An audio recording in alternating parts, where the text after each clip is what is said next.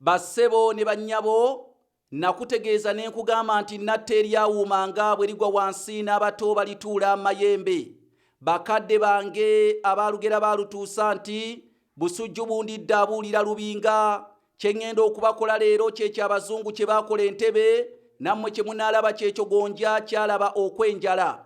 Bassebo ne bannyabo Nsekanoonya Juma omulangira w'e Bukerekere ntuuse ate oba oliawo n'akanyomero kaffe akayitibwa kyava kuki. Kyava kuki olwaleero nno wangeri nga siiti akutuusiddwako Kawembu Kenneth omusamizi omuto ali mu kibuga London mu ggwanga lya Bungereza.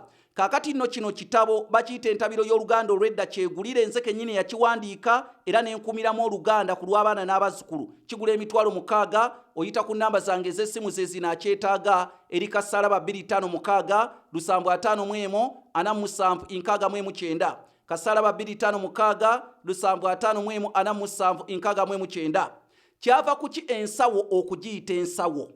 Wali obaddekawo n'okyebuuzaako, kyava kuki ensawo okugiyita ensawo? Bassebo ne bannyabo ebintu by'Abaganda, Abaganda baava dda ng'ekintu kye bakikozesa ly'erinnya lye bakiwa. Edda omuntu yayinzanga okugenda mu ssabo n'aleeta omuganga ajja amulagula ewaka ewuwe.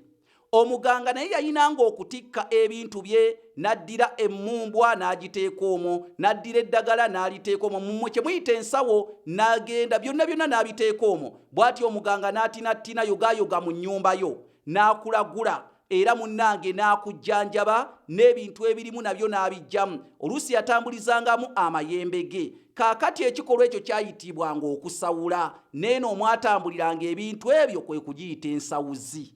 Awo erinnya nsawo we liva. Tusalako ssale ne tugiyita ensawo, naye nga eyitibwa ensawu olw'okusawula, ensawuzi olw'okutambulizangamu ebyo ebyasawulanga abantu.